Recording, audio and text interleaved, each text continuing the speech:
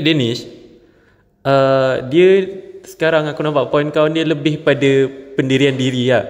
Dia masalah kat diri sendiri.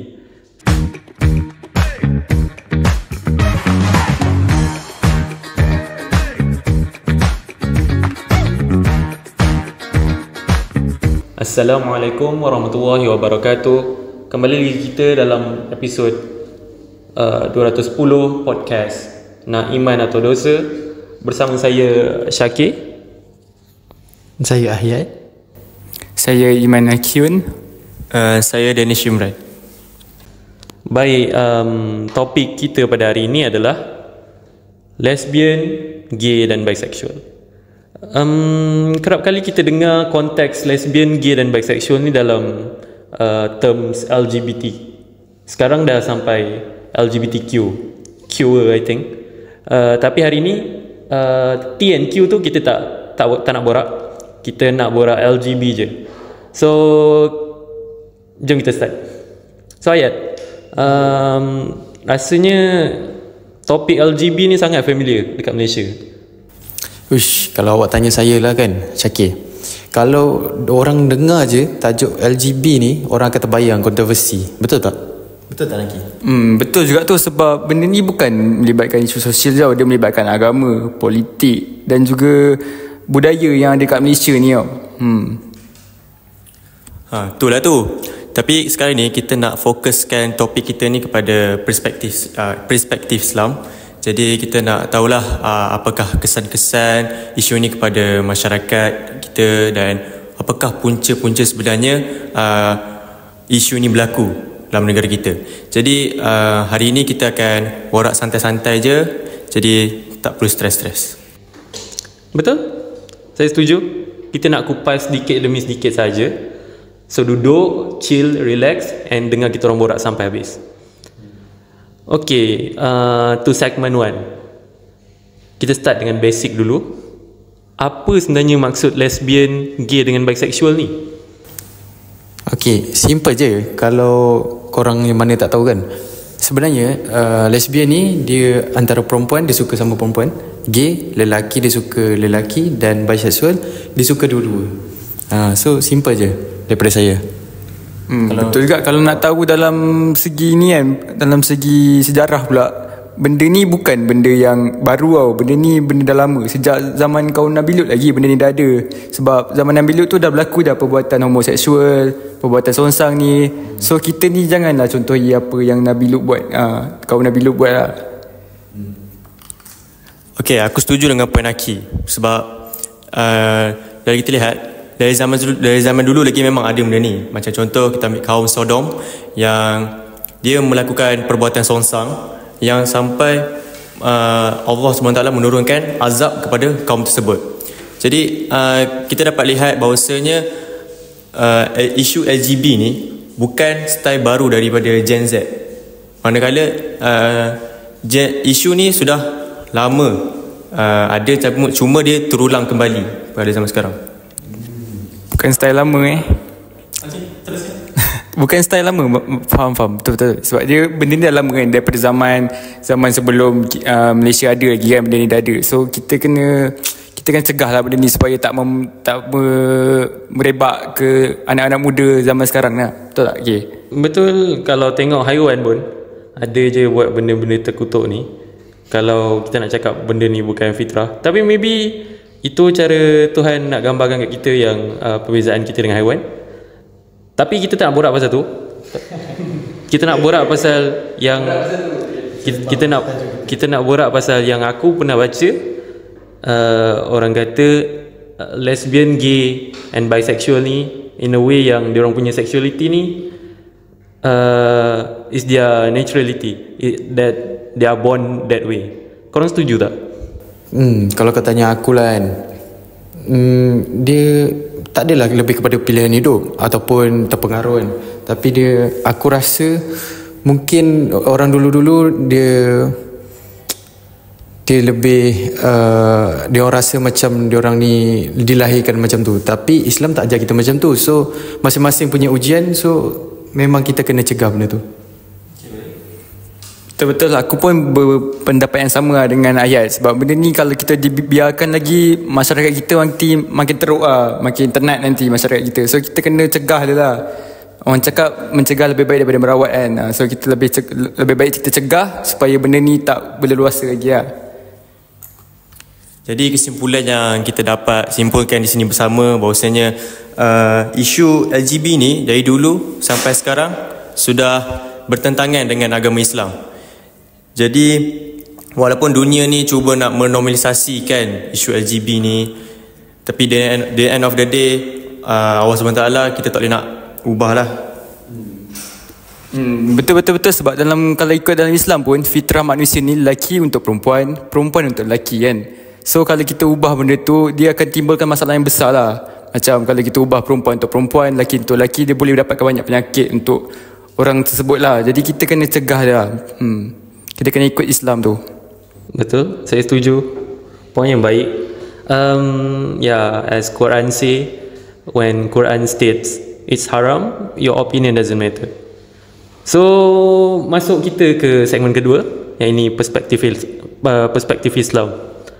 So apa sebenarnya hukum LGBT dalam Islam ni? Walaupun I think it's common knowledge, tapi kita nak kupas juga.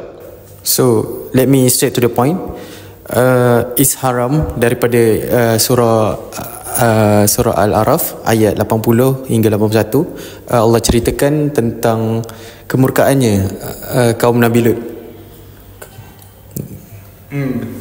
Betul-betul sebab ulama pun bersepakat yang perbuatan homoseksual ni dia dosa besar sama level dengan zina, dan ada setengah negara Islam juga mengenakan hukuman yang berat lah kepada siapa-siapa yang melakukan hubungan homoseksual ni, dan ada juga yang melakukan hukuman mati terus kepada pesalah.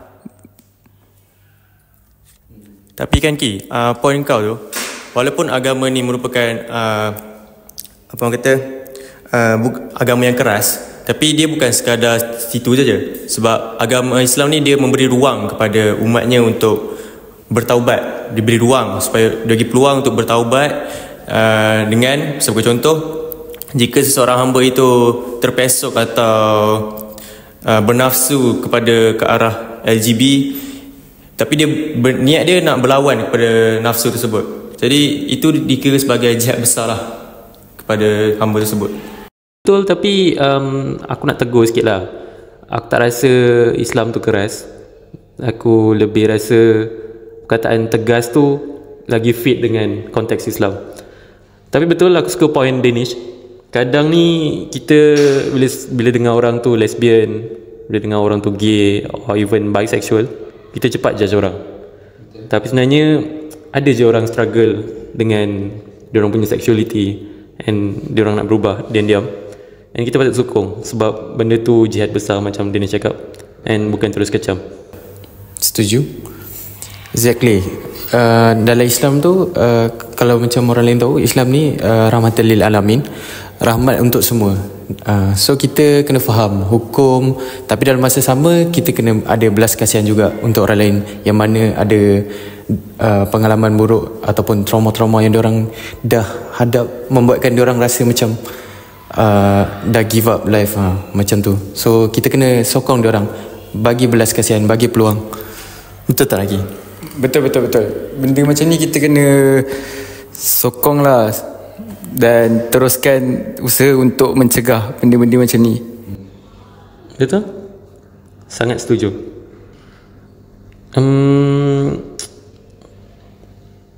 Naki, aku ada soalan sikit sebelum kita move on ke segmen ketiga ni. Aku nak tanya, kau ada mention yang ada setengah negara Islam yang kenakan hukuman berat, yang di mana perbuatan homoseksual ni dosa besar yang sama level dengan zina. So in a way aku tak tahu, so kalau salah betul kan? So in a way kau nak cakap yang kalau orang tu kantoi dia gay ataupun dia kantoi dia ada buat intercourse gay lah, so diorang hukuman diorang adalah rejam sampai mati lah. Betul. Macam kita boleh tengok dekat Arab Saudi yang dia follow Al-Quran follow Al-Quran tu, rule apa yang Al-Quran tulis dia ikut sebiji. Jadi benda macam tu kita kena praktikalkan juga dekat Malaysia, pandangan aku lah. Sebab kita kan negara Islam, so kita kena ikut apa yang Islam ajar. Tu salah. Kita bukan negara Islam sebenarnya. Kita negara majoriti Islam. Okay, aku rasa kita boleh move on ke segmen ketiga. Kenapa orang jadi lesbian, gay and bisexual? Naki? Banyak faktor tau.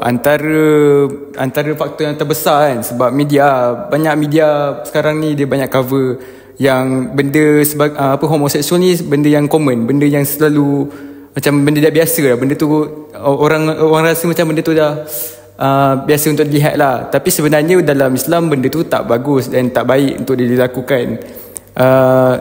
Kita sebagai orang Islam ni kita kena tapis lah apa yang nak tengok kan, supaya kita tak terjebak kan, dan tak terjerumus dalam perbuatan homoseksual ni. Aku setuju dengan Aki. Tambahan pula, kalau dari kecil lagi seseorang itu kurangnya dapat bimbingan agama daripada parent ataupun dari guru-guru di sekolah mereka. Sebab bimbingan agama ni penting untuk membentuk fondasi anak-anak tersebut untuk menjadi seseorang yang lebih baik di masa akan datang. Jadi kalau dari kecil tidak diawasi dengan perkara-perkara sebegini rupa, dari kecil akan mudah terpesong lah, mudah terpengaruh dengan budaya-budaya sekarang ni. Sebab zaman sekarang kan, zaman 2025, semua kita mudah akses. Budak-budak sekarang pun nak tengok akses poin ni, poin tu sangat mudah lah. Aku setuju dengan Dinesh. Pandangan kau, Yat? Bagi akulah, aku ada satu lagi faktor sebab kenapa benda ni jadi biasa kan. Sebab diorang trauma, maybe daripada pengalaman diorang yang diorang pada kecil dah terdedah pada benda ni. So benda ni memang dah ditanam dalam kepala otak diorang. So macam diorang menjadi contoh, diorang mangsa rogol. Yang kita tahu kan, kat Malaysia ni pun banyak je kes-kes rogol anak terbuang macam tu kan. So benda itulah yang membuatkan trauma yang terpupuk dalam setiap orang punya individu tu, yang buatkan diorang rasa macam tak faham negara Malaysia ni macam mana, ataupun diorang ni keliru dengan identiti diorang. Betul. Tapi bila macam point Naki tadi, media barat lah, especially yang mengetengahkan poin-poin gay, lesbian, LGBT basically. Tapi aku nak sebut yang tak semua western media setuju dengan benda ni. Kalau kita tengok dekat Amerika, basically diorang divided into two sides, the left wing and the right wing. Ini untuk politics lah. Left wing lebih pada liberal and right wing lebih pada konservatif, yang menyokong benda-benda yang directing lah. Left wing lebih kepada liberal stuff. So aku rasa benda ni memang mula dari barat, tapi barat bukan puncanya. Okay, pada ayat pula, aku setuju juga dengan poin ayat yang trauma ni salah satu punca besar lah untuk LGBT ni meresap masuk kat Malaysia. Sebab ni cerita pengalaman aku lah. Aku ada kenalan juga yang dia ceritakan kenapa dia jadi gay, kenapa dia jadi lesbian and stuff. Dia cakap benda ni jadi repeatedly, and benda ni kadang jadi waktu diorang kecil. So diorang in a way diorang addicted dengan benda tu. So diorang punya sexuality tu diorang tak discover, tapi bila kena trauma macam tu diorang shifted, dia punya sexuality shifted. Okay. Betul-betul, sebab pilihan hidup ni kita banyak ditentukan oleh apa yang kita lihat, dengar dan alami tau. Contohnya macam bila kita lahir je, ibu bapa kita dah didik kita macam tu. So kita rasa benda tu normal, padahal sebenarnya apa yang dididik ibu bapa tu ada yang salah kan. So kita kena tahulah mana yang betul, mana yang salah. Kalau salah jangan follow lah. Kita kena carilah kebenaran yang sebenar. Jadi itu sebabnya pentingnya agama Islam ni yang kita mention daripada tadi. Sebab jika sebab kalau dari kecil kita punya basic pasal agama Islam ni sudah kuat, jika kita dapat informasi daripada informasi yang sesat ke apa ke, jadi kita susah nak terpesong sebab kita ada ilmu tersebut. So kita kan lelaki, so kita bakal menjadi keluarga family kan, kita akan jadi leader. So kita kenalah membimbing family kita lah untuk ke arah yang lebih benar, so supaya kita tahu apa masalah anak-anak kita, macam tu semua. Okay, betul. Macam yang selalu kita dengar lah, anak-anak kecil ni macam kanvas putih yang ikut apa yang diajarkan oleh ibu bapa. Okay, sekarang segmen keempat. Jauh dah kita ni sebenarnya. Okay, sekarang kesan dan solution. Apa kesan dan apa solution untuk isu LGB ni? Sebab LGB ni kat Malaysia pun ada dan sangat meluas sebenarnya. So Ayat, bagi aku boleh bagi kesan terhadap individu tu. So ramai yang alami sebab kenapa dia rasa deep inside diorang, diorang nak lawan fitrah tu. Dari segi kesihatan diorang pun risiko penyakit dan macam HIV kan meningkat. So itulah kesan individu yang aku boleh bagi. Kalau kau Naki? Pandangan aku rasa aku boleh tengok kesan ni daripada segi masyarakat lah. Sebab sekarang ni kalau kita, contoh salah satu keluarga kita, anggota keluarga kita ada terjebak dengan masalah ni kan, dia boleh menyebabkan banyak masalah lain lah. Contohnya macam tak ada zuriat, mak ayah akan pinggirkan kita ataupun macam itulah. Jadi kita, kalau aku rasa benda ni memberi impak yang sangat besar kepada masyarakat lah. So kalau boleh jangan ada lah antara kita semua ni kan yang terjebak atau terjerumus dengan masalah ni. Pandangan kau Danish? Okay, pada pandangan aku untuk solution ini, di mana pertama kita akan solution ni adalah kita tekankan pendidikan agama di setiap institusi pelajaran, di mana pengajaran, di mana kita akan setiap pagi tu mungkin kita boleh selalu ingatkan kepada adik-adik kita supaya membaca Al-Quran, supaya lebih dekat dengan Al-Quran tersebut. So bila dia terasa sunyi ataupun rasa bersorangan, dia tidak ada masa untuk membuat benda-benda pelik sebegitu rupa. So dia dapat meluangkan masa dengan Al-Quran tersebut. Kedua, daripada family support. Jadi family support ni seperti saya mention sebelum ni, yang kita bakal suatu hari nanti akan menjadi ketua keluarga. So kita sebagai ketua keluarga kenalah tahu apa masalah anak-anak kita. Kalau kita lihat anak-anak kita macam murung atau duduk berseorangan, tak nak bersosial, kita kena ambil tahu apa yang dia buat, apa yang dia tengok, apa semua. Dan yang ketiga adalah kawalan media. Sama point yang kedua tadi, kita akan kontrol kawalan media tersebut sebagaimana rupa kita akan hadkan kepada seperti apa kita kata YouTube kan. So kita akan setting di situ untuk apa kita panggil segitu rupa yang made for 18 plus, kita akan block konten-konten tersebut. Something like that. Jadi kalau semua tu jalan, semua tu kita terapkan kepada kehidupan seharian kita, insya-Allah masyarakat kita akan lebih terjaga lah. Okay. And untuk korang, jangan lupa yang pintu taubat Allah sentiasa terbuka. So kalau ada kawan-kawan yang confused, macam keliru, jangan kita burukkan dia, jangan kita hina dia, tapi tarik dia orang dengan lembut. Betul. Kalau kita ada kawan-kawan macam tu, mungkin kita boleh nasihatkan dia ataupun bawa dia pergi jumpa yang pakar ke dalam bidang ni, supaya dia dapat kembali kepada jalan yang benar. Betul. Sebelum aku lupa, antara punca LGB ni juga adalah mental health.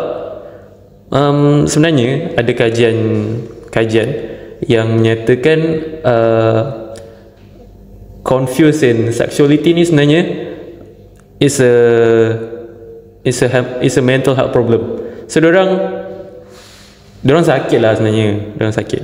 So janganlah, macam aku cakap tadi, jangan hina, and kita try faham diorang. Betul. Okay, kita sebenarnya dah habis semua segmen untuk hari ni. Uish. Tapi aku rasa macam ada lagi masa sebelum kita simpulkan podcast kita pada hari ni. So aku nak jadi devil advocate lah. Aku nak jadi suara setan lah, basically. So aku nak tanya soalan-soalan yang maybe nampak macam aku liberal. Uish. Tapi sebabkan aku devil advocate, so aku boleh tanya. Soalan je kan? Soalan je. Okay. So soalan dia macam ni. Katakanlah kita macam yang korang cakap tadi, kita patutnya tak boleh nak judge, kita tak boleh nak hina, kita patutnya berlembut dengan dorang untuk tarik dorang dengan lembut. So what if kita, I wouldn't say normalize, what if kita terima diorang kat sini instead of anything yang libatkan nama LGBTQ kita kecam. I mean like kalau kita nak, bukan maksud aku, kalau ada seorang hamba ni, it turns out dia transgender, and dia buat podcast or anything, aku rasa kita patut support dia dan tak kecam dia. Kalau kita tengok dekat Malaysia sekarang, situasi kita, kalau ada transgender or anything, kita kecam dulu, baru kita nasihat kan. Faham. Betul. Dekat Malaysia. So apa pandangan korang ni? Setuju ke tak? Aku setan sekarang ni. Bagi aku lah, aku sama sekali tidak setuju dengan perkara tersebut. Kerana sebagai kalau kita tahu, kalau kita perasan lah, yang benda jahat ni kita senang nak terikut. Kalau benda baik ni kita kan susah sikit nak terikut. Macam sebagai contoh, kalau nampak kita beri contoh lah, waktu maghrib kita kan bersukan. Okey, jika seseorang itu mendengar azan dan berhenti bersukan, dia akan pergi ke masjid, bukan? Tapi ada segelintir daripada kita tetap bermain, mengabarkan suara azan, walaupun kita sudah mengingati kawan-kawan tersebut untuk ayolah kita solat dulu, kita berhenti ke, tapi dia orang stay nak main. So kalau kita tetapkan, kita seperti Syakir sebut tadi, kita terima dia orang, kita lembutkan dia orang, sebab kita pun tahu agama Islam ni agama yang tegas. Dia tegas dalam kurungan disiplin. So kita ingin membentuk diri situ. So kalau jati diri kita ni adalah lelaki, kenapa kita perlu ubah diri kita kepada perempuan? Kan? Kau nak? Pandangan aku pun setuju dengan apa yang point Dennis cakap. Tapi berkaitan dengan sukan tu, sama jugalah kalau orang tu tidur lama sampai tak bangun sampai isyak kan, sama jugalah, dia merupakan salah satu benda tak boleh ikut lah. Faham tak? Betul, tapi Danish, dia sekarang aku nampak point kau ni lebih pada pendirian diri lah. Dia masalah kat diri sendiri. So kau tak boleh salahkan orang yang fighting dia orang punya ujian tu. Kau cakap orang ada ujian masing-masing. So kau salahkan dia orang yang tengah teruji ni sebabkan kau yang terikut dia orang. Okey, dia bukan, okey, macam Syakir sebut, dia seorang hamba itu struggle dalam menghadapi ujian tersebut. So kita tak nak judge, betul? So itu kita tak boleh ambilkan sebagai alasan bahawasanya walaupun kita struggle, kita tak dapat nak lawan nafsu lah, kita panggil kan, nafsu tersebut, kita tak boleh nak cepat mengalah. Point yang saya sebutkan sebelum ni bahawasanya kalau kita ada apa-apa masalah, kita cuba dekatkan diri dengan Allah, bukan kita dekatkan diri dengan lebih yang lagi teruk. So kita, apabila kita cenderung kepada benda-benda sebegini rupa kan, kita akan cuba membaca Al-Quran, ataupun kita cuba mendengar ceramah-ceramah supaya kita lagi memperkuatkan lagi diri kita, supaya lagi termotivasi dalam menghadapi musibah tersebut. Bukan kita, walaupun kita dah cuba tapi kita tak mampu, dan kita akan